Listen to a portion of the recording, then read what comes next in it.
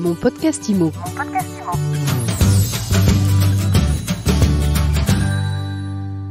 Bonjour à tous et bienvenue dans ce nouvel épisode de mon podcast IMO. Alors je ne sais pas vous, mais moi quand on me demandait il y a quelques semaines encore quels étaient les territoires où les startups allaient s'installer, je mettais directement le cap à l'ouest. Je pensais à Nantes, à Brest, à Bordeaux. J'avais tout faux. Et on va le vérifier tout de suite avec Philippe Stefanini, directeur de Provence Promotion. Philippe, bonjour. Bonjour Ariane.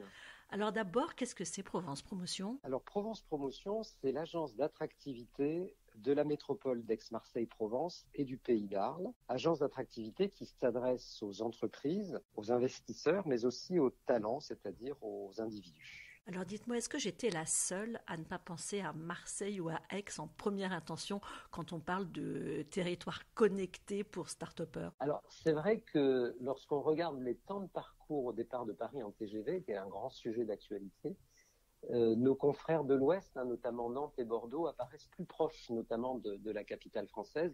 Donc ce qui explique naturellement que ça apparaisse comme des métropoles régionales de desserrement pour les start-upers, les entrepreneurs franciliens. Alors Aix-Marseille, c'est un autre horizon. On est moins dans le desserrement, on est plus dans l'ouverture au monde et notamment permettre à des entrepreneurs français d'avoir un modèle qui puisse se développer en Méditerranée, en Afrique notamment. Le mouvement de délocalisation de Paris et des grandes métropoles, il s'est accéléré avec le Covid. Comment est-ce que vous en avez bénéficié, vous, à Aix-Marseille ? Alors, on a vu des entreprises organiser assez rapidement le fait de déplacer leur siège. Je pense là à des entreprises de petite taille, puisque les entreprises récentes, je pense notamment à l'exemple de Live Mentor, qui est une entreprise, qui est une success story dans le coaching à distance pour les dirigeants d'entreprise, qui compte une 60aine de formateurs et dont le siège était à Paris 11e et qui, dès le mois de mars-avril, donc il y a un an, a proposé au personnel du siège de penser à quitter Paris. Et là, le choix s'était fait entre Bordeaux et Aix-en-Provence. Et finalement, la balance a penché pour Aix-en-Provence. Et dès le mois de septembre, une vingtaine de personnes de Live Mentor s'installaient à Aix. Voilà, donc des mouvements qui se sont faits assez spontanément. Sans doute, il y avait déjà une réflexion sur l'idée d'aller voir ailleurs. Et le confinement l'a accéléré. En venant à Marseille, évidemment, ils ont réalisé de grosses économies de loyer et amélioré la qualité de vie des salariés. Tout ça, on peut le quantifier ? Oui, alors je crois que dans le cas de Live Mentor, leur bureau leur coûtait à Paris 11e 25 000 euros. Donc ils ont réduit la facture des 2/3.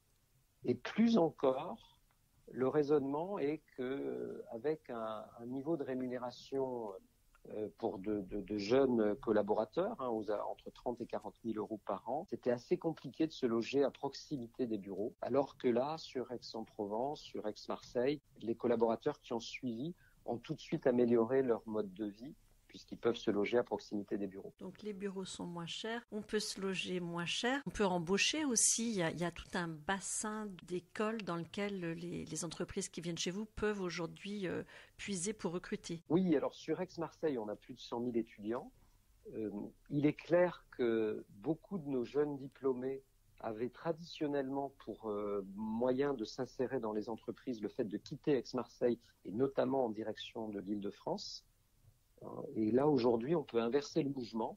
On est vraiment dans la période où un jeune entrepreneur va plutôt regarder où est-ce que les personnes qu'il va recruter ou qu'elle va recruter d'où ils sont originaires.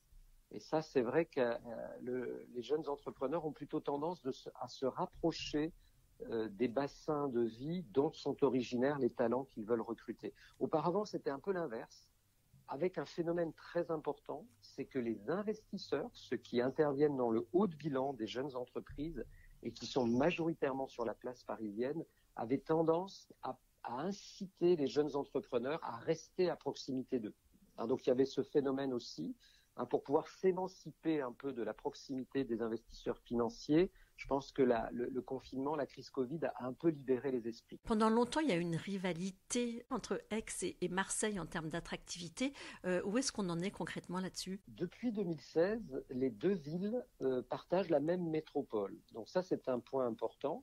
Ça n'était pas le cas dans les années qui avaient précédé. Chacune avait sa propre intercommunalité. Et là, depuis 2016, c'est donc la métropole Aix-Marseille-Provence. Plus encore, cela avait été précédé par la fusion des 3 universités à partir de 2012 pour donner naissance à Aix-Marseille Université.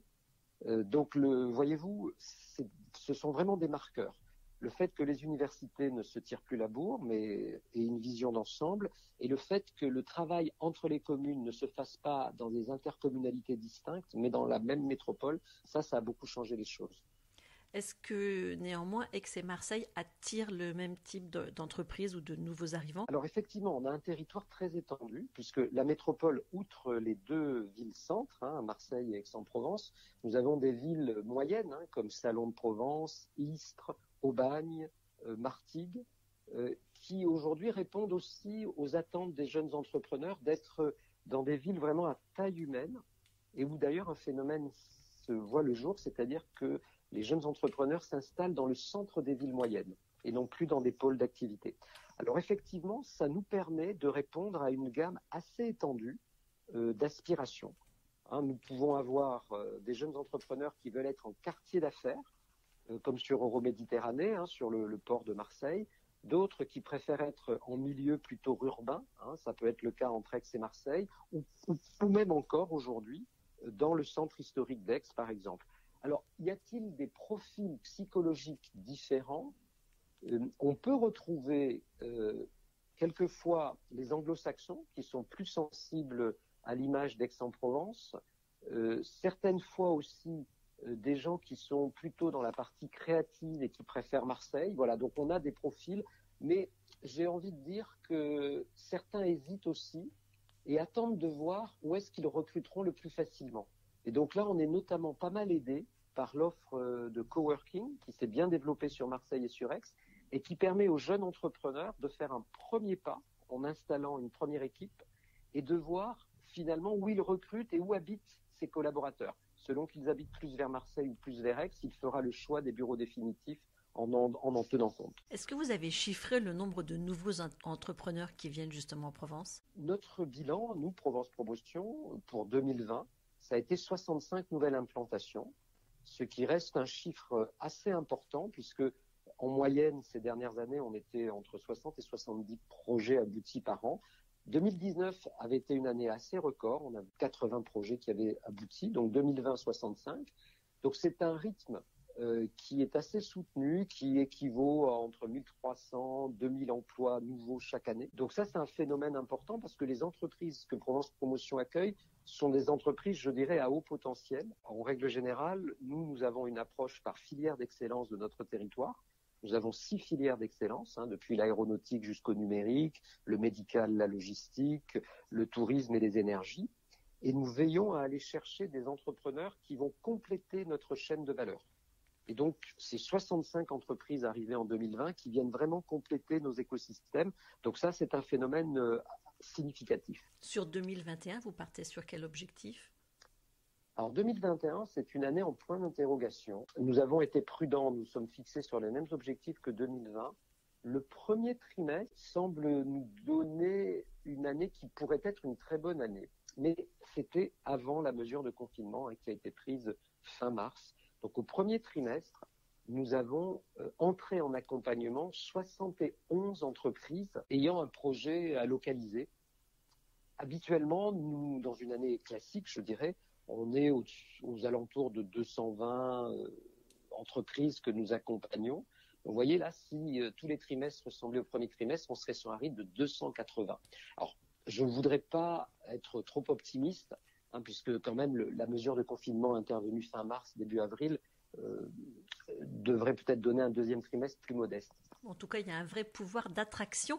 Comment est-ce que vous les accompagnez, vous, justement, les nouveaux arrivants concrètement? Voilà, je suis entrepreneuse, je veux quitter Paris, je veux m'installer en Provence. Comment ça marche? Alors, première étape, on va vous présenter des gens qui vous ressemblent. Donc, des entreprises, des laboratoires, l'université, éventuellement des clients, et notamment grâce à Aix-Marseille French Tech, qui regroupe 400 startups et qui se prête vraiment au jeu de l'accueil du nouvel arrivant. La deuxième étape, c'est que nous allons regarder qui recruter avec vous. Nous allons vous présenter des candidats grâce à notre réseau, le service public de l'emploi, mais aussi les écoles.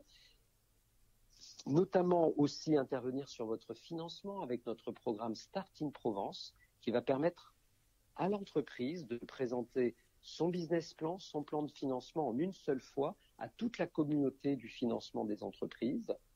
Et enfin, rechercher les locaux de l'entreprise pour vous permettre évidemment de démarrer assez rapidement, tout en tenant compte de l'accompagnement des familles qui vont suivre, notamment la famille de l'entrepreneur, mais aussi la famille des collaborateurs qui veulent suivre l'entreprise.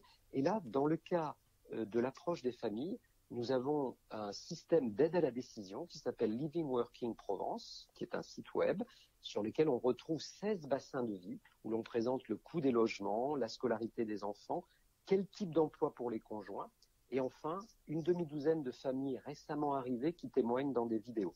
Voilà le parcours qui est proposé. En 2 journées, nous arrivons à répondre à toutes ces questions-là en organisant une visite assez complète du territoire. Donc, il faut vraiment nous solliciter. Merci beaucoup Philippe Stefanini. Je rappelle que vous êtes directeur de Provence Promotion. Là, merci beaucoup Ariane, à bientôt. Mon podcast IMO.